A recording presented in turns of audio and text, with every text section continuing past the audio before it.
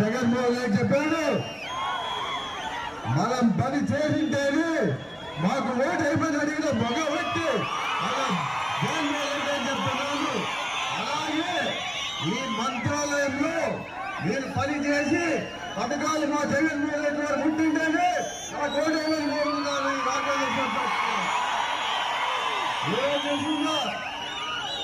నా సోదరులు ఉన్నాడు, నాకు ఊళ్ళకాయ లాంటి వాడు, నా కుమారులు ఉన్నారు, మహిళలాగా నా నాయకులు ఉన్నారు, అలాగా నా కార్యకర్తలు ఉన్నారు.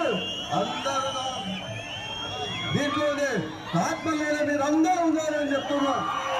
నిజంగా చెప్పాలంటే బీసీలు అంటే ఎవరయ్యా? నా సోదరులు.